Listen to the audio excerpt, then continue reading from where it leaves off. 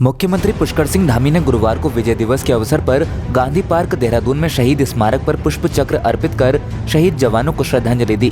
मुख्यमंत्री ने कहा है कि भारत के सैन्य इतिहास में 16 दिसंबर वीरता व पराक्रम का ऐतिहासिक दिन है। मुख्यमंत्री ने देश की एकता एवं अखंडता के लिए अपना सर्वस्व न्यौछावर करने वाले जवानों को नमन करते हुए कहा कि हमारे इन जवानों की वजह से सभी चैन की नींद सोते हैं। देवभूमि उत्तराखंड की सदैव देशभक्ति व राष्ट्र के प्रति समर्पण की भावना रही है। प्रधानमंत्री श्री नरेंद्र मोदी ने हमेशा देश के सैनिकों का मनोबल बढ़ाने का कार्य किया है।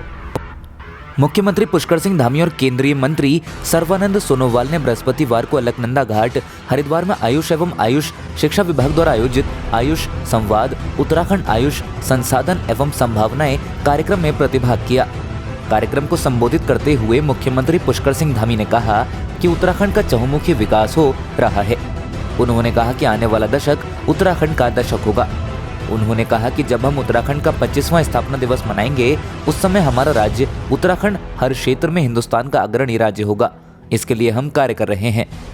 मुख्यमंत्री पुष्कर सिंह धामी ने केंद्रीय मंत्री पोत परिवहन और जलमार्ग आयुष भारत सरकार से उत्तराखंड में अखिल भारतीय आयुर्वेदिक संस्थान खोले जाने की मांग की। उन्होंने कहा कि भारत सरकार की उत्तराखंड राज्य से जो भी अपेक्षाएं होंगी उन्हें हम पूरा करेंगे। पूर्व दर्जा राज्य मंत्री हेमंत द्विवेदी ने कहा कि भारतीय जनता पार्टी की डबल इंजन सरकार विकास की ओर तेजी से बढ़ रही है। उसका जीता जागता उदाहरण लालकुआं क्षेत्र में 10 लोगों को मालिकाना हक दिया गया है। प्रेस क्लब में आयोजित प्रेस वार्ता में बोलते हुए हेमंत द्विवेदी ने कहा कि पिछले कई सालों से लालकुआं में लोग मालिकाना हक के लिए परेशान थे, जिसको भाजपा सरकार ने पहल करते हुए 10 लोगों को मालिकाना हक प्रदान किया है, जिसमें डॉक्टर राजकुमार सेतिया, मंजू भाकुनी, प्रेमा तिवारी, अमरनाथ भाटिया, तसव्वुर हुसैन, कांता प्रसाद, भवानी तिवारी, सुभाष खुराना, माधवानंद पनेरू तथा शालिग्राम गुप्ता की फाइल सही पाई गई। जिसके बाद जिला प्रशासन ने सन 2000 के सर्किल रेट के आधार पर 10 लोगों को मालिकाना हक स्वीकृत करते हुए उन्हें पट्टे जारी कर दिए हैं, जो जल्द ही एक कार्यक्रम के दौरान लाभार्थियों को वितरित किए जाएंगे।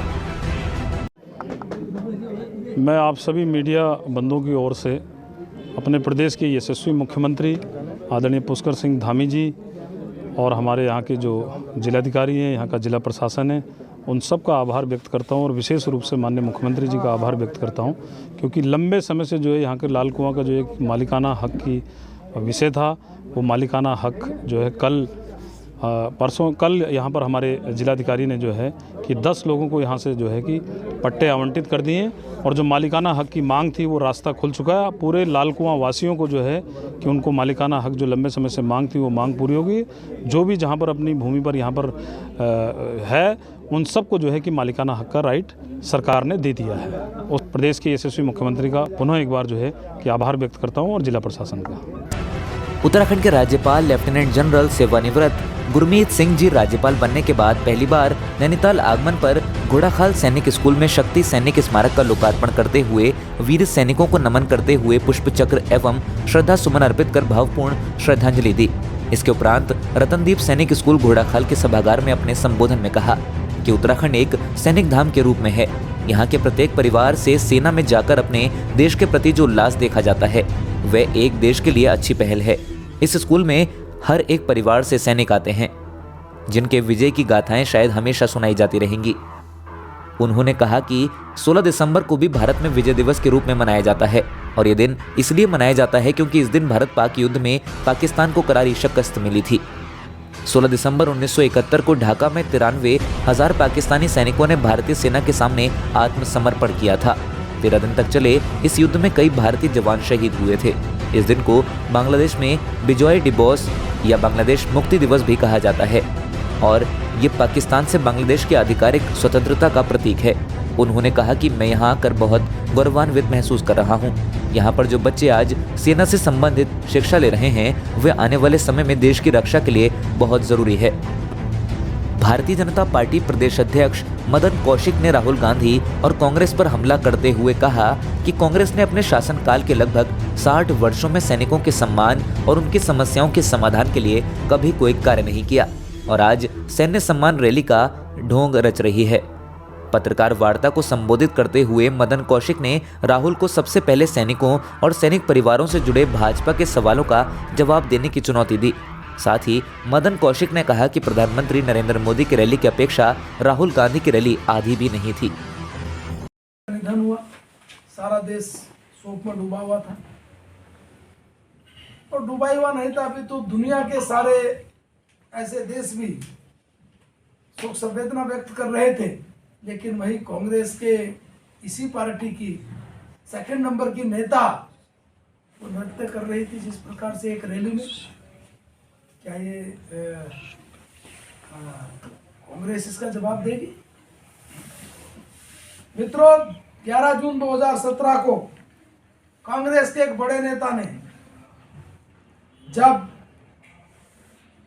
सेना प्रमुख को सड़क का गुंडा कहा, तो क्या कांग्रेस ने इस पर उनसे जवाब तलब किया? क्या कांग्रेस जवाब दे पाएगी?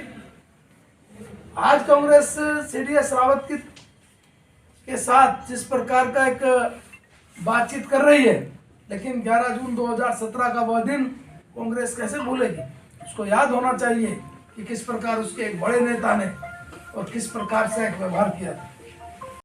आप नेता और दिल्ली के उप मुख्यमंत्री मनीष सिसोदिया ने भाजपा और कांग्रेस पर जमकर निशाना साधा। हल्द्वानी में एक जनसभा के दौरान उन्होंने आरोप लगाया कि 21 साल बाद भी भाजपा और कांग्रेस ने उत्तराखंड राज्य को बर्बाद कर यहां की जनता को छलने का काम किया है। मनीष सिसोदिया ने कहा कि यहां की सरकार राज्य की जनता और बेरोजगारों को छलने का काम कर रही है। उन्होंने दो टूक शब्दों में साफ कहा कि उत्तराखंड के लिए केजरीवाल की 4 गारंटी योजना पर जनता वोट देगी। उन्होंने कहा कि कांग्रेस और भाजपा केवल सैनिकों के नाम पर वोट बैंक की राजनीति कर रही हैं। सबसे पहले तो आम आदमी पार्टी में ही पूर्व सैनिक को मुख्यमंत्री का चेहरा घोषित किया है।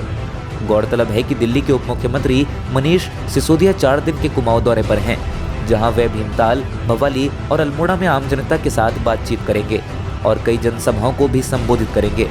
मनीष सिसोदिया ने प्रधानमंत्री नरेंद्र मोदी और राहुल गांधी पर हमला बोलते हुए कहा कि उनके दौरों से ये साफ लग रहा है कि इस बार उत्तराखंड की जनता उन पर भरोसा नहीं कर रही है।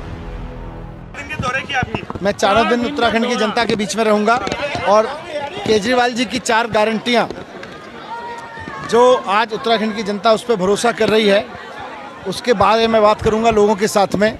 यहाँ पे जनसभाएं करूंगा और मुझे बहुत खुशी है कि जिस तरह से लोग केजरीवाल जी की राजनीति पे भरोसा करके इस बार बड़ी संख्या में चारों तरफ में माहौल बना के रखे हुए हैं। उत्तराखंड में 5 साल में वो काम हो जाएंगे जो उत्तराखंड में 21 साल में नहीं हुए। 4 गारंटियां जो अरविंद केजरीवाल जी ने दी हैं, वो 4 गारंटियों पे काम पूरी तरह से होगा। सर, ये गारंटियों के लिए पैसा कहाँ जाएगा? सबसे बड़ा कर्ज में डूबी हमारी उत्तराखंड में तो केंद्र सरकार से भी 25,000 करोड़ रुपए मिलता है, लेकिन नेताओं के भ्रष्टाचार के कारण और नेताओं के गद्दारी के कारण जो उन्होंने उत्तराखंड के लोगों से की, इसलिए सरकार के पास पैसा नहीं है। लोग टैक्स देते हैं उत्तराखंड के। प्रधानमंत्री मोदी और राहुल गांधी के लगातार यहाँ दौरे हो रहे हैं, किस तरह से देखते हैं उनके दौरे को उत्तराखंड में? हाँ, तो इसका मतलब साफ है, दोनों को लग रहा है कि इस बार लोग भरोसा नहीं कर रहे हैं उनके ऊपर।